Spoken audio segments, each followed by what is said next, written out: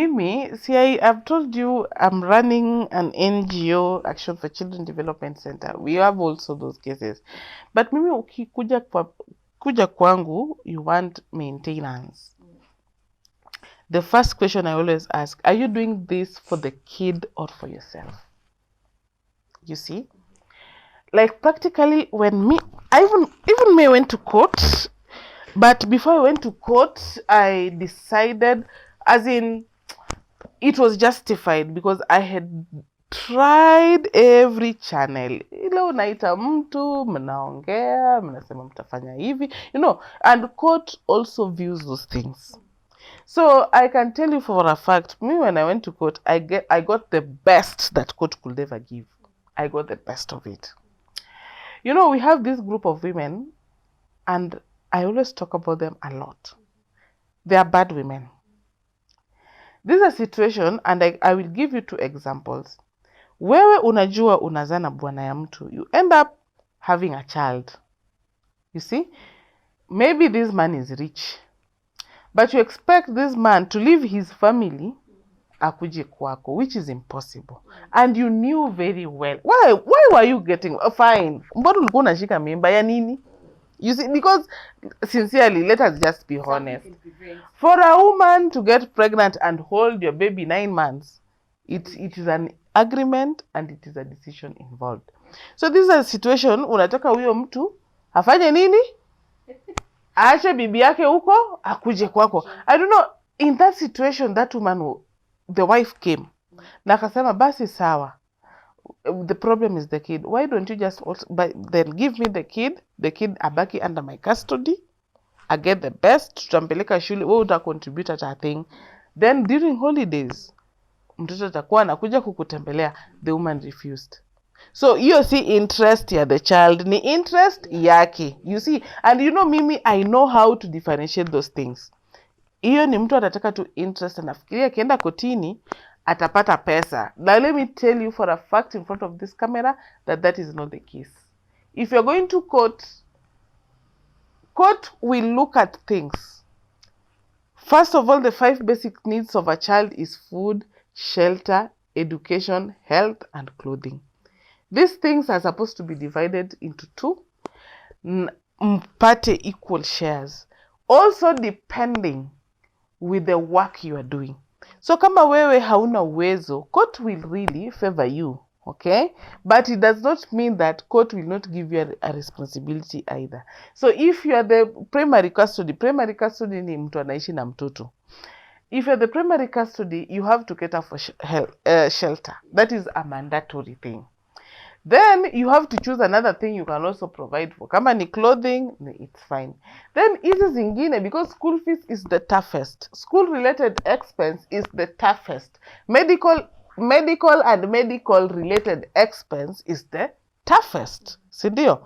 Then food, most of the time court divides. So unapata kama mtoto, kama maximum unaweza pewa kotini, depending also na jukoti pia inaangalianga basic salary ya mtu, na wanaangalia kama your ex-husband maybe is earning 500,000, haitakupatia upkeep ya 5,000, maybe itakupatia ya 20, because wanataka pia mtoto afike ile standard yenye baba yake pia anaishi. But now tuseme hata huyu mtu ana earn to maybe 50,000 or 60 average, utapewa 5,000 mandatory, utapewa a cater for school fees, and especially if you're not working. Na pia apewe other responsibility. Na hata koti naweza sema we sasa akishalipa school fees, we uketa for school related expense. Una get? So hii notion, au wanawake wenye wanafikirianga there is something they're going to benefit from the court, I can tell you for a fact there is nothing. So stop wasting your time.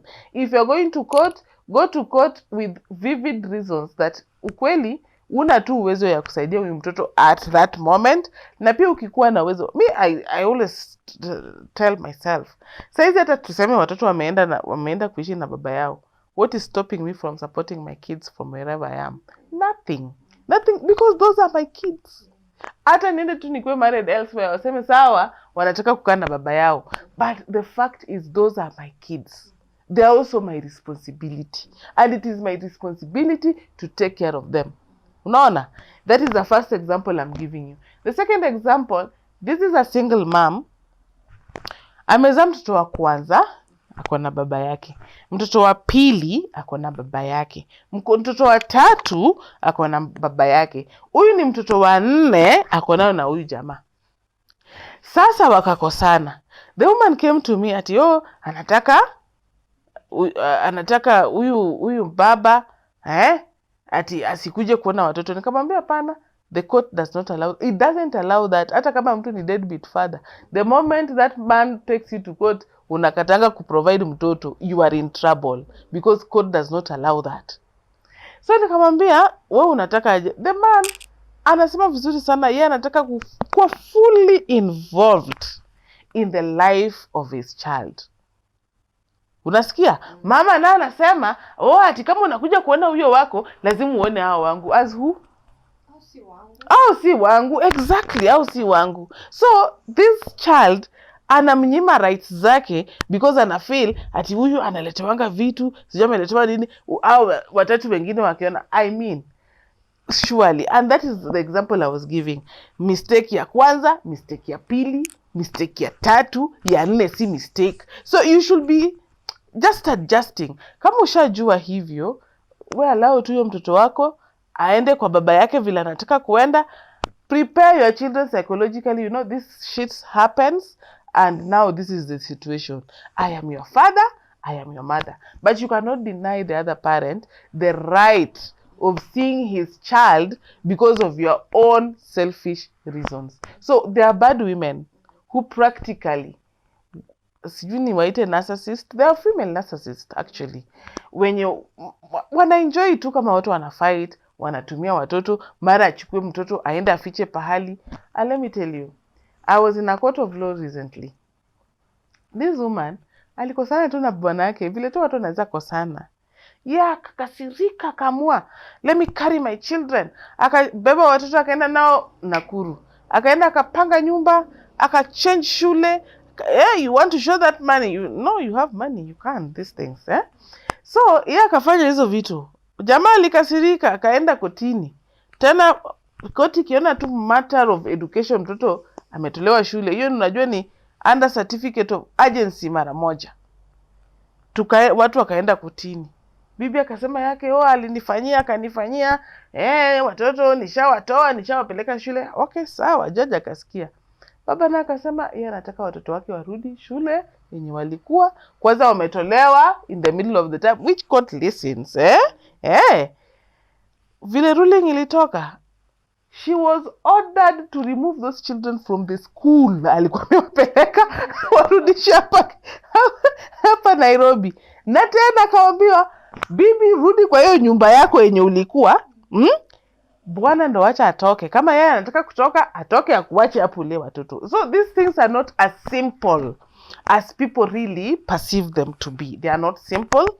And when you listen to those children cases, they can tell you that whatever is happening on the ground ni tofauti. Yeah.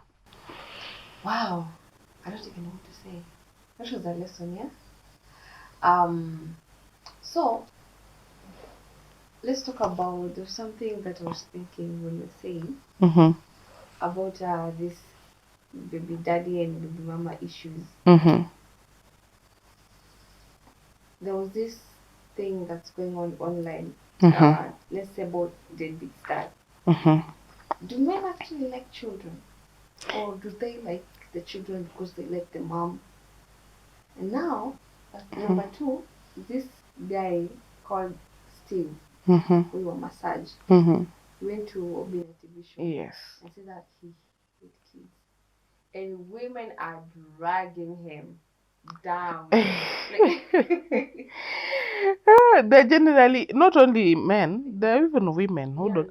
Me, I have friends who tell me, Grace, you maneno ya watoto hiyo ni yako. Me, no, I don't want children. You know, people have reasons. And I can tell even few of my friends, when they tell me stories why they don't want children, I sympathize with them. Yeah. I cannot judge someone for not liking children. There are people who don't like children. You cannot force them to like children. The issue is you as a woman, when you're choosing the father of a child, choose someone who loves children. You Not see? who likes your children because they like you. That means when No, you go, no, they no, won't like your children. no. Let me tell you, men love their children. I can tell you that for a fact. Men do love their children. You see? It's only that if a man loved you, the way mapenzi yako na mtu ama vile alikupenda na mtu pia inaweza influence vile anapenda watoto wako. That is for a fact. I cannot lie. But at the same time, me have seen men when you can do anything for their children. Fine, apendi huyu mwanamke. Fine, haishi na yeye. Fine, you know, lakini when it comes to children, ana provide from A to Z. You see? So, like, I can talk about the father. We are not together, but he pays school fees as usual. He sees his children. He talks to them. In fact, when he has them, you know, I can remember when I was young. You see, nakwambia, my father and my mother were not in good terms. Sasa mama alikuwa anaweza kasirika aseme hawa watoto wacha na baba yao huko. My friend, hiyo ndo wiki tunakula nyama kila siku. So, you know, don't just assume. Fathers have this special feeling towards their kids. And of course, huwezi leta mtoto kwa hii dunia ukose kumpenda huyo mtoto. You see? The thing is, mi kitu najuanga na fathers. When they love a specific child, actually they love that child for real. I can remember just that specific attachment I used to have with my dad. Na my dad hata ungesema nini about me. I am his child. Angetaka kusikia kitu ingine. And that is with the most fathers I know. So, hii notion yenye sijui deadbeat, me I believe deadbeat fathers pia inaletwanga na some consequences. You see? Like, for example, you got pregnant with someone, you never even told this person you are having their children, you see? Aya, alafu, ukapotea, after 5 years, unataka kurudi, unamwambia huyu ni mtoto wako. Definitely, the relationship, you know, hakuna hiyo link, hakuna hiyo click. So, haitakuwa tu sawa. Aya, that is one example. Another example, this is a situation whereby maybe, mlikosana vibaya, you know, because hata mkikosana, a man will always want to know my children wanaenda paje. Then you ukafunga hiyo room.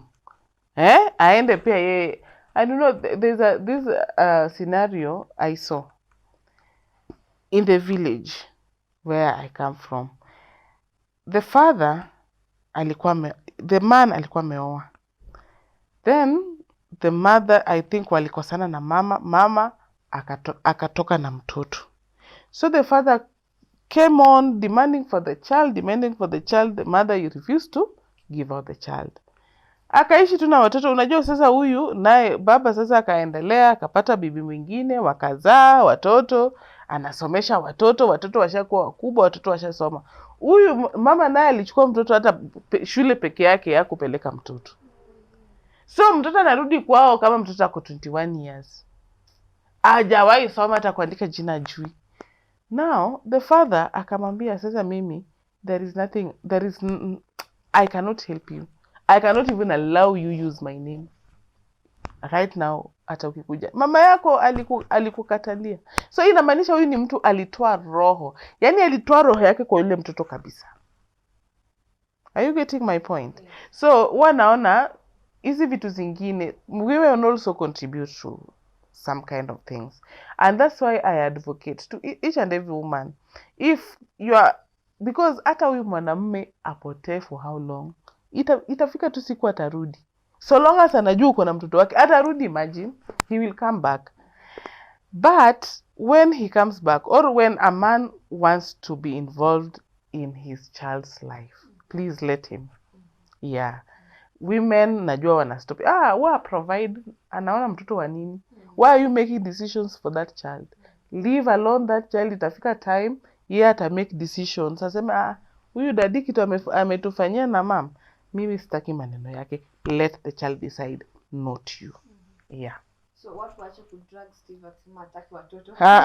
Wawache. There are people who don't like children. Yeah. So Mimi, I understand him. And maybe he has his own reasons. Hataki kuleta, maybe hataki kuleta watoto juu awatese, or aone watoto wake akiteseka, or anaona akileta mtoto then what next? Huyu ni mtu ako ready for family.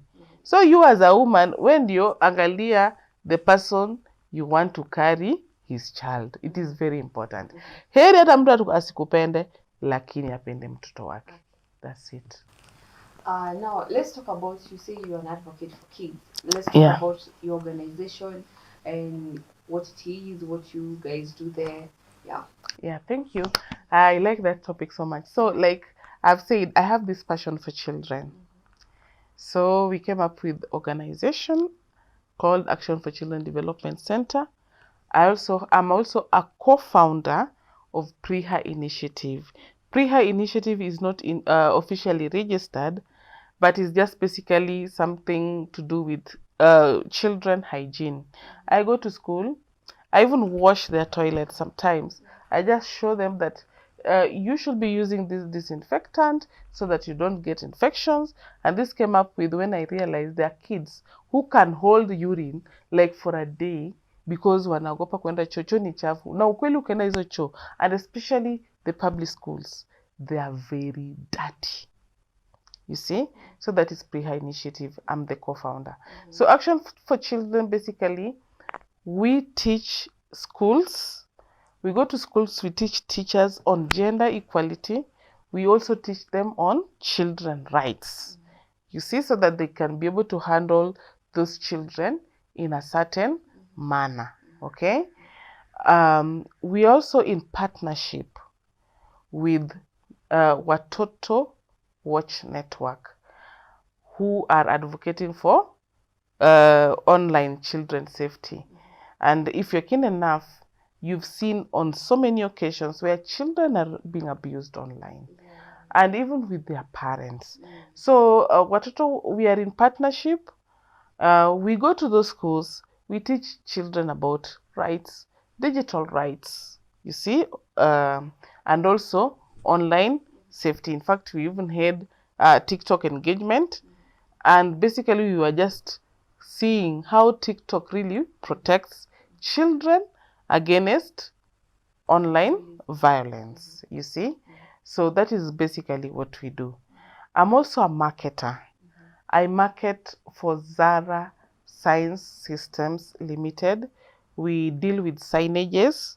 So ukitaka sign mzuri, you know, sign speaks about your business. Sign in a way advertises your business. So we put all those signs for you if you need one.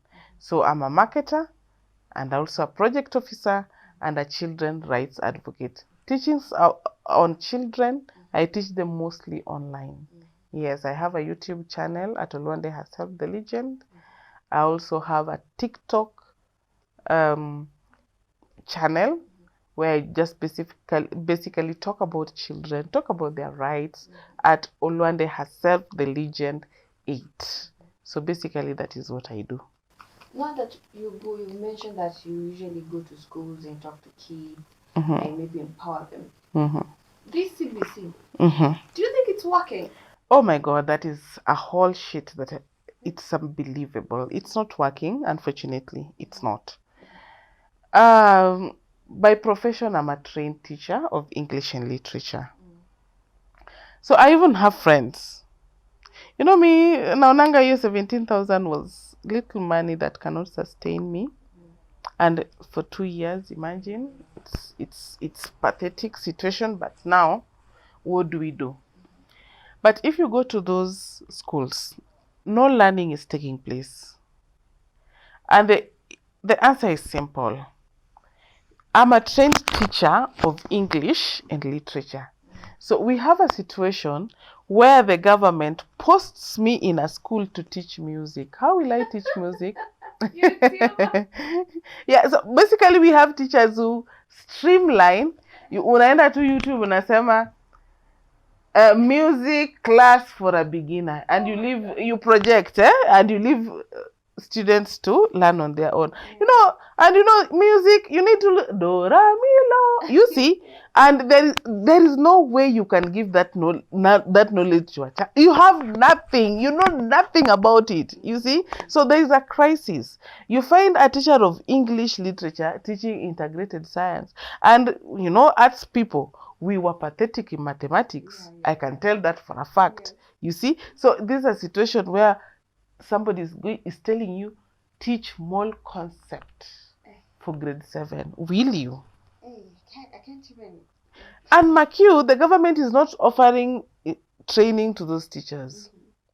They are only offering trainings on method of teaching, methodology. And methodology has nothing to do with the syllabus. Ili tu vile naweza kufundisha to come with practicals like this glass of water. This is a 3D material. I'm teaching you with now something you can see and touch. The charts are the 2D materials, that something that you can show to a student. Fine, that is CBC. Okay? But we are talking about the syllabus. What I'm supposed to be literally teaching. How will I teach music and I went to school to teach English and literature? How? How will I teach integrated science and I did English and literature? How will mathematics teacher teach, history teacher teach social sciences? It cannot happen. So basically, I think this is a crap, and I'm only sympathizing with parents who cannot afford private schools, because those children cannot even read and write. Yes, it is as bad as that. So I don't support it. Secondly, instead of putting CBC, because CBC is expensive, and we still have schools literally under trees. If you go to Masai Land, Uko Kajiado, schools are in this 21st century. So that can tell you that there is a crisis. Now, if you look at it properly, you'll also realize that most teachers that we have, they have just been told to practically teach the CBC. Haya, hiyo CBC pia hawaielewi vizuri, but because they don't care, because first of all they're underpaid, they don't give a damn. They don't care.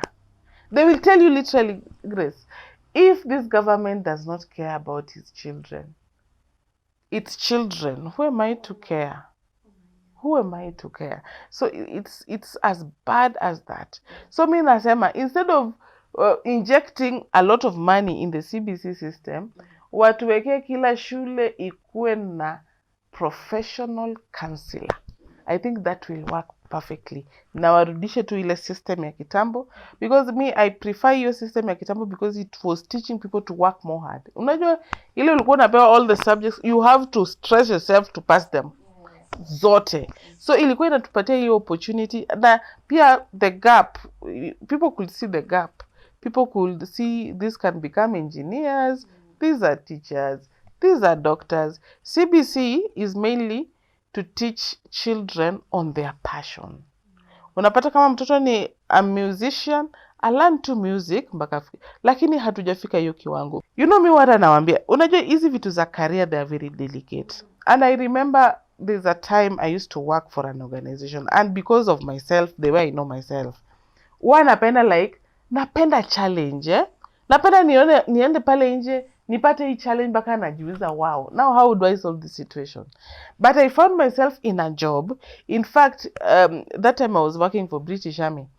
I was doing one kind of job, and I was cutlery dishes cleaner for imagine for one full year, because when I was going to that job, I wanted to know how to cook these international foods. Na ikafika time I had learned them to a point, and you cannot upgrade yourself to become something more. So I became so bored. Ushaamka asubuhi usiki kufika kazi. That is how I was feeling. And I had to resign. It was secure. Kulikuwa na pension. In fact, when I was leaving, I didn't even know what I was going to do next. You see? But I felt it was time to leave. Sijawahi tengeneza pesa sana kuliko hiyo time, ama above your time, But what I thank God for, yani, if you look at me right now, with the time I was living there's a very big difference, because I have developed my career. I have known what I want to do. I have known what I'm good at. Saizi nishajua I am good at making these funny expressions on camera, and they can bring money. You see, so those are the things that somebody should be doing. So CBC basically is a good thing, because inafundisha wa mtoto kujua whom you are. I can always see for my son, anapenda skating. My son is in a private school, so basically unaona unapata wana group watoto music, na unajua you will know your child if you are keen. You will know your child if you, for example, my second born anapenda music, unaona ukika music, he will either clap his hands, you know, there is an expression he will give, which I don't see with my first child. And again, I see my first child yako concentrated and say, Mom, I want to do some skating. When I gave him that room, within 2 weeks he has learned. You find each and every time ako nje, yeye anataka tu kuskate. This second born, if you give him, if you streamline music, say anani, anguka nayo, my son, anaanguka nayo. I'm like, oh my God. And he's only 3 years old. So as a teacher, you can be able to tell what a child is good at. So that's why the CBC is good. But the implementation, yani they are putting it as an event, and it's supposed to be a process. And that's why when I talk about also GBV, you know, you find this government, every time tunakuja kwa end of the financial year, which is in June, ndio wanasema wana print t-shirts, wanatengeneza event hapo, GBV awareness, GBV, wamama wanavaa t-shirts, but they're doing it as an event. But it should be a process. Eleza watu, what is GBV? What are the circumstances of GBV? What are the results? Where are the GBV stations? Ya emergency stations zenye mtu akichapwa, umechapwa na bwanako, umeshafika hapo. Hizi cases zinafika wapi? You see, is there anybody to follow up these cases so that we ensure this thing does not happen anymore? Hakuna hizo vitu. So they're just doing it as an event, and that is the same as CBC, and it's supposed to be a process. Yeah. Now, you talk to students a lot, and you find that some of the students come from families, maybe poor families. They can't afford some things, maybe shoes, and now you say that those pit latrines are terribly dirty. And then also for GBV, you find there are also kids who come from such families, and I don't know if the parents don't know or they don't realize or what. You just go to school. No one cares about the child's emotional support or something. What does the organization do to at least talk to those kids and maybe take care of them somehow? Okay, for my organization is just starting, and we are looking forward also. It's not like it's just starting. It has been there, but I've not been keen enough to maybe do more because I've been engaged in some other things. But I can tell you, the challenge that you have, of course, finance also is a big problem, and especially if you don't get the donors to help you do what you want to do. So, like, poverty is an issue. There are kids, when you wanaenda shule hata bila breakfast, you see? And hii maneno ya poverty, we've not like been engaging to solving it as much, because as I said, because of finance. I can remember when it started, like maybe tulikuwa tuna grow sukuma wiki ili tuende to pay watoto, and especially at school, so that at least children can have something to eat. But also that needed a lot of resources, which at the moment we could not afford. But in terms of mental issues, let me tell you, parents are also going through a lot. Parents are depressed themselves. Teachers are also depressed. Children are depressed. And that's why I was saying what I advocate for, because since my organization cannot afford, government should be taking a professional counselor, not any counselor, but a professional counselor to each and every public primary and secondary school. So because those are the people who can help children and parents handle issues. These teachers have learned psychology, yes, but the psychology I have, the education psychology I have, is not enough to take care of mental issues at school. You get my point? So I feel like we have been failing. And you know, unataka imagine mwalimu mwenye ako depressed ana handle a depressed child. Unajua hiyo itawezekana. So that is my dream. And if my organization reaches to that point, I think we will be giving those professional counselors an opportunity to counsel students, so that we, you know, our main effort and our main goal is to get a better generation. Yeah. In your opinion, what's the biggest challenge that is facing students these days? Single parenting, number 1. Number 2, environment. Tu vile niliwaambia, environment really plays a big role towards a child's growth. Another thing ni poverty, vile tulikuwa tunasema. Number 4 ni hiyo inequality. Unajua the society, the way we were growing, you know, boys are supposed to be doing this. You know, that mentality has not stopped. And that's why you find that people have different ideologies about all these things that are happening. You see? Lakini kitu naweza waambia, single parent, saizi ukienda in a secondary school, 50% of those students are coming from single parenthood. And immediately umeona tu single parenting, there is a story. Yeah. Of course there is a story. Si hivyo ndo inakuanga. So inamaanisha huyu mtoto amekuja hapa, yes, but already akona a lot of questions yenye anataka answers. Now if you want to identify those students, 1, they're always very rebellious. Ukiona tu mtoto shuleni yeye anataka kuexplore everything, yeye anapatikana kwa mistakes, huyo ni mtoto mwenye akona mental issues, and definitely they are coming from home. You see? Because you know, kama mtoto anataka attention, anajua hii attention akifanya vitu mbaya mbaya ndo anaipata, ataendelea kuifanya ndio apate hii attention, na hii attention yenye anatafuta inamaanisha kuna kitu inamsumbua, ana feel hasikizwi mahali. And most of the time if you talk to those kind of students, they are basically going through a lot of things, na hiyo ndo kitu inawasumbua. Yes. True, because there's this lady, she's an author, her name is Joan Thatia. She has written this book called Confessions of Nairobi Men. And she's actually in our magazine, this issue that is October issue that is out. People should check it out. And there's a man who's confessing that he was in prison for 8 years, if I'm not wrong, 4 to 8 years, because the parents had so many issues, no one was giving him attention. And because, 1, I don't think he was not the biological son of that man. So now the wife wants to please the husband. It's also ignoring the son. And now the son comes to find out, I'm not the biological son of this man. That's why these people don't pay attention to me.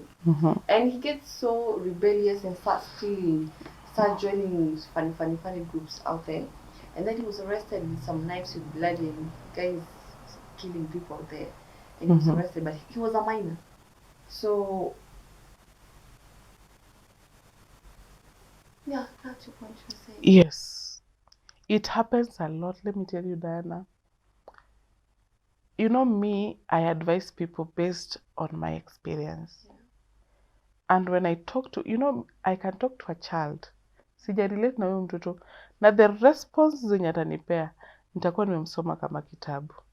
Because basically, you know, in high school I was suspended almost 4 times, ama 3. In the university, I believe during my time hakuna mtu angenijua. You see? And this is, you want to tell people that you exist, which it's not necessarily important, because definitely you exist. And I can tell you, I was a very rebellious child. I don't know, I used to have a lot of questions which I need to ask, but I feel that my parents are just seeing me as a stupid person. Ukiuliza, they're like, they don't want to answer you, ama it's none of your business, ama that was my life. And I remember it reached a point when I got angry. In fact, the side that I showed my mom, she had never seen anything like that before. Na tena ilianza tu kidogo, kitu tu kidogo issue, but the kind of anger I got, she had never seen something of. In fact, I shocked her. So ukiwa na mtoto, na huyu ni mtoto mwenye aongei most of the time, hata ukimuuliza, hata kama ni a talkative person, atakwambia tu what you want to hear. But utaona there's a certain way that kind of a child will behave. Is either shule ako different. Unajua kuna watoto wenye shule wako very different from home. Hao ndo watoto wako na shida. Na in fact, hao wazazi wakiitwa shule wakiambiwa, huyu mtoto wako alifanya kitu kama hii, they're like, no, my child cannot do that. You see, because the picture they have at home is different. Mimi kitu moja mamangu alikuwa anani, ukini accuse kwa uwizi, yeye atasema pana Grace, lakini ati sijui nilikushautia, atasema wewe nani mtoto wangu. So as a parent, it's just important to know your child. And there's this aggressiveness that comes in with such kind of children. And those kind of children, they make it in life. You see? The reason being, they have taught themselves to be aggressive. And that's why you see, mtoto mwenye ameteseka sana, unapata, maybe hata kuwa na school fees, hakuenda hata university, but somehow akimaliza hapa form 4, he's shining and he has a lot of money because he's aggressive. You see? And there is this child, ana work to with the nature of life, amalize shule, mom, bado sina job. Now he's not doing anything, ama she's not doing anything, she's just at home. Ni juu kwa sababu that is how amekuwa brought up. So how watoto wenye wanakuanga special kids, how watoto wenye wanakuanga au na hizo depression and trauma during childhood are the most successful people in the generation, and also they are the worst parents because they always want to kama hata mi si nilisurvive, kwani yeye mbona si survive, you have this mentality. So you're not saying ati mi sitaki mtoto wangu, if they are men, they are the deadbeat fathers, and not that they don't have. They always assume ati because hao wali survive, kwani mbona mtoto wake asisurvive.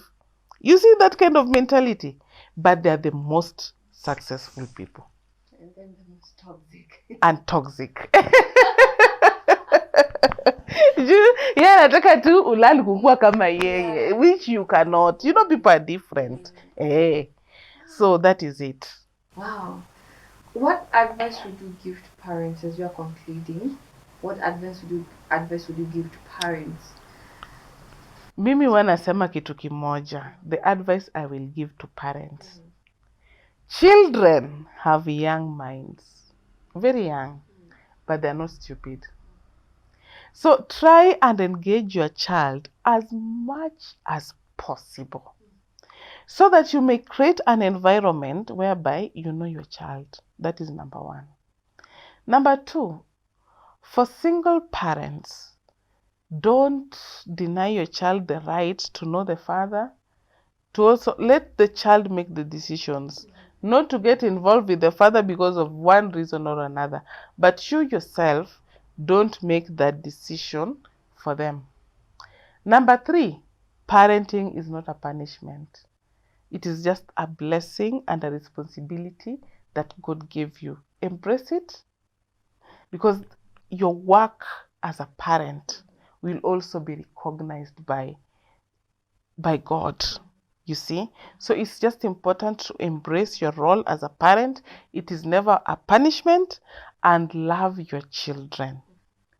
Young women who are leaving their marriages, please don't neglect your children. Your children should be your everything. And if you bring a proper society right now, in the next generation, we'll have a brilliant Kenya, a focused Kenya, and a future Kenya. Yes, that is the advice I can give to parents out there. That's really nice. In maybe 3 years, where do you see your organization at? Oh my God, I believe my organization would have helped so many people. And I also believe that each and every parent will have known rights of children. Unajua hata hii maneno ya kunyang'anya mtoto simu, kuficha simu yake, it's a criminal offense. And I know, yes, and I know parents don't know. Because a child has also a right to information. You know, is shule. In fact, if you go to international schools, children have phones there. It's only that you monitor, you ensure that whatever your child is consuming is of his age. But now, refusing to give phones, sijui umeificha wapi, sijui mara. Okay, you can give punishments, yes, but don't deny your child a right to information. Yes, so I believe in 3 years, I believe we'll be having better parents. Yeah. Now, there's something you said about, these people, maybe teachers, who expel children because maybe they're suspected to be gay or Lesbians, yeah. Yeah. It's a sensitive subject, especially in Africa, because hey, let you be caught. Oh my God. When I talked about it, I got, Kenyans. Yes. Kenyans can be I got so many abuses, and until I locked my comments, I didn't want to see the comments anymore. It was that bad. Let me tell you, what I tell people is this. Gayism is here with us, whether we like it or not. Because probably these are the mistakes our parents made. They were ignoring parenting. Na wacha nikwambie, if you read psychology, hii gayism inakuja tu kwa neglect, love, where mtoto feel ako loved, alafu anapata, tuseme we are friends, then maybe I'm showing you extra love, your mother is never there for you, your father is never there for you. Itafika time, it's human nature. We will be attracted to each other. I'll start seeing you in another way. Uko na boobs power. Uko na matako mzuri. Those are the things that I'll be seeing. I'll not be seeing Diana as an opposite sex partner. I know my hunger for love now is claiming you as now. Exactly. I'll not see you, as a same sex partner. Nitakuona kama opposite sex. Juu already nishaanza ku attracted na some of the things I see in your body. You see?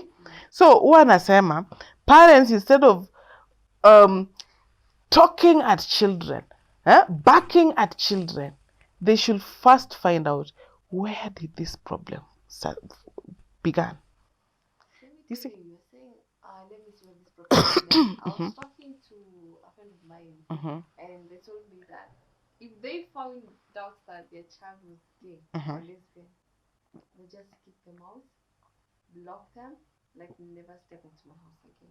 Yes, and those are the comments I was even getting in my social media platform, that they should be killed. I mean, who even gave you that authority to kill someone? And I was asking teachers, and in fact some teachers even called me, and I asked them, if I'm a lesbian, does it mean I cannot get an A in school? Does it really mean that? No. In other words, my sexuality has nothing to do with my education, has nothing to do with my career. And that's why these days, if you apply for those jobs, they ask you your sexuality. Are you straight? Are you gay? Because they recognize that there's that group of people that are existing right now. Everybody, yes, I believe, born female and male. But consequences of life, environment that you have lived in can expose us to certain decisions that you are going to make and on how to live our lives. But unfortunately, I'm not encouraging sex in school. But we cannot assume that those children don't know anything about sex. These are things that they are taught right from class 3. So it's not that they don't know. It's only that we encourage them not to do it until a certain age when they are right for it. Yeah? Now, there's a situation whereby, yes, we don't allow sex in schools. We have not, see, if you look at, in fact, that school that I was particularly talking of, I'll not expose the name, but I even checked school rules. There is nowhere they wrote there they don't want lesbians. There is nowhere they wrote that. So it's not within the school regulations. Yeah. But they wrote a section saying that they don't want people to indulge in sexual activities. And we are forgetting that even our teachers molest our children at school. These are things that are not talked about. But teachers, some of them have been interdicted. They're sleeping with children who are underage. You see, including women. And that, I can remember even shot a video telling women that don't think that you cannot be arrested for sexual abuse. The moment you're sleeping with a 16-year-old, that child cannot give consent to sex. So in a manisha, you're molesting that child. So we have a situation in these schools, sijui ati watu wamesema, sijui a group of students, then those students are forced to confess. Kama uja confess, ujakubali when a lesbian, you are sent out of school. You are given another date. When you come, sasa umekubali when a lesbian, ati hapana, you are again sent out of school. So I'm asking, that's why I was asking, what criteria, and you know that school, I'm going to take it to court and I will win that case. Because first of all, children have a right to education. The moment you're sending that child out of school, are you not considering that that child has a right to be in class? And even if it's punishment, mbona ususpend mtoto for indefinitely? For like 4 months, 5 months? Why? Why are you doing that? Thirdly, the proper channel of handling these students should be able to reflect, because me, I believe these children should be called, uliza mtoto, why are you doing this? Later, the disadvantages of being gayism, being a lesbian. For example, it won't protect you from not having HIV. You will still have HIV, right? Secondly, don't you want to be a mother? If you want to be a mother and you are engaging in this, how would you make me a grandmother? You see, those are the kind of engagement. It's like now you want to take your child to a boarding school, na yeye hataki, si ndio? Ashakwambia, mom, I don't want to go to a boarding school. And you are insisting, no, you have to go to that boarding school. Will that child produce results? The answer is no. Sit with the child. Unamwambia, uzuri ya boarding school, unajua nitakuwa nakupatia pocket ya 5,000. Na isitoshe, you do it like an advertisement. Isitoshe nitakuwa nakubaia juice, nini, utakuwa unaenda shule kama princess. Hapa nyumbani tunakulanga ugali na mboga kila siku. Aya, sawa.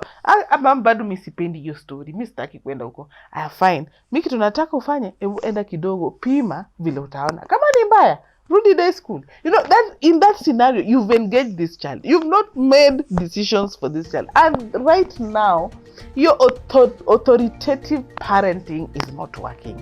It worked with us, the millennials. But right now, you can even see the GNCs. They are coming up clearly and telling the government, we don't care about you. We want you to do things the right way. In fact, me, I'm 30 years. And I've never ever thought of correcting a government until just the other day. when this now, our young sisters were doing it and young brothers were doing it. So hey, so right now, authoritative method of parenting is not working and cannot work.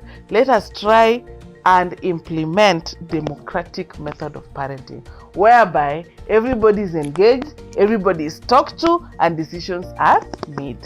Yes.